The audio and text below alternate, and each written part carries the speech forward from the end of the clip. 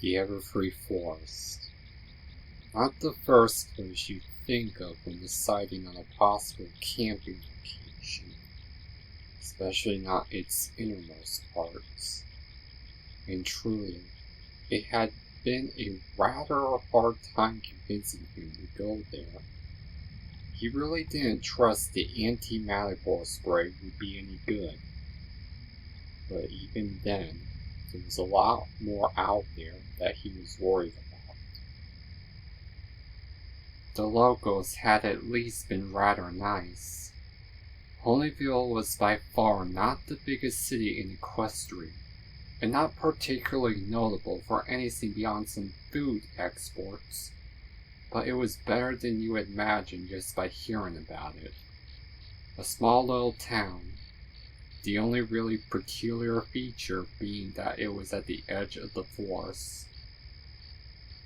But, yes, the citizens were nice indeed, very friendly foreigners, which wasn't immediately obvious in a rural place like that.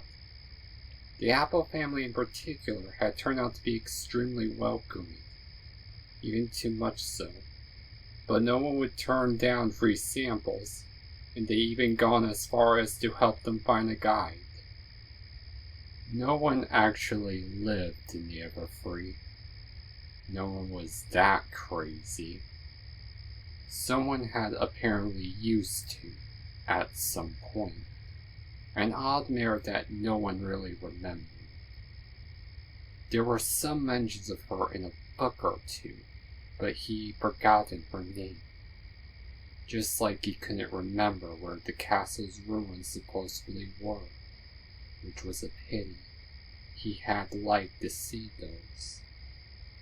Alas, his wife had other plans. So-called extreme camping. The wonderful thrill of watching the dangers of nature from the safe confines of your tent, pretending you're at risk. He did worry she was going too far with it at times, especially after that shark cage incident. But the ponies he talked to had reassured him that the Everfree wasn't actually that dangerous if you knew what you were doing. It was hard to live in, but most creatures had better things to do than try to kill you just because you were there for a night. And timberwolves could be dealt with efficiently enough. The Everfree was really only an hospital if you tried to live in it. It took a lot of experience discerning what you could and couldn't eat. A lot of skill actually gathering enough food. And if you were to stick around for long, then animals would definitely take notice of your presence. But campers were apparently not too rare, and the townsfolk had been very helpful in providing them with tips and tools and food. And so it came that on that night they were camping, surrounded by the thick canopy of curved trees, the light of their bonfire barely reaching past their tents before the darkness swallowed it.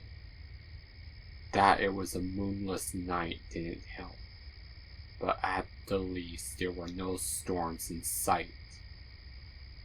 The Everfree did have a tendency for odd weather, one that was probably more dangerous than any creature inside it.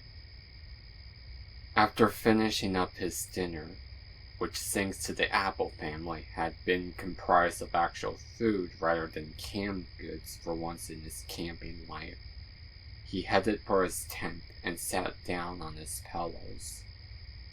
Truth be told, he'd never been the biggest fan of camping. Nowhere near as much as his wife, at least. Still, he enjoyed going with her, but he was rather tired that particular night. Maybe it was the food. Honey? A rustling sound had woken him. The lights had gone out outside, and the forest was as dark as ever. "Honey?" he called again, poking his head out of the tent. "Is everything alright there?" When no one answered, he pushed himself out, slightly worried. Had she fallen asleep outside? That wouldn't be good. She'd catch a cold again. Stumbling a bit on his oddly numb legs, he moved forward, trying to get a feel for where the lighter was on the ground. Magic would have certainly helped there. And then he felt something. Wet, cold, not quite like water, and something else besides it. Soft, but with a harder section, like a spike in the middle. But he couldn't quite tell. His toes were numb for some reason. There was a hint of a smell, too, but it seemed distant. Then, finally, his other hoof found the lighter, abandoned beside the stones of the campfire, just where he left it earlier that night. Shaking, struggling for air against his suddenly uncooperative lungs, he moved towards the remaining embers and half-burnt chunks of wood and reignited them with a spark from the lighter. And once he turned, he wished he hadn't. There was flesh there, torn open, bones sticking out of it as it laid in a pool of blood that stained the skin and hair covering it, but not enough for him not to see the color beneath the red. And something else further along. Just at the edge of the tiny circle of light the fire gave off, the glint of a curved blade soaked in blood. Two eyes glowing in the light, and the flash of a smile below them. Running, the wind whistling in his ears as black trees streamed by past the corner of his eyes.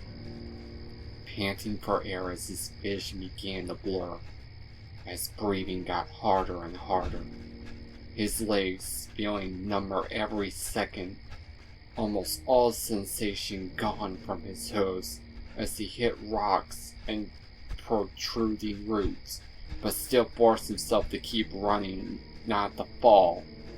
The sound of footsteps behind him, drumming on the ground, closer than they could possibly be, but he couldn't turn.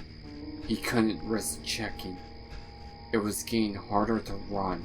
His senses were going fuzzy, his head swimming. The darkness and the tears didn't help. Neither did the unbearable weight of emotion threatening to crush him, only held back by the rush of instincts and adrenaline. Running, until his legs grew numb, until his heart felt about to rip apart, until his body was moving on momentum alone.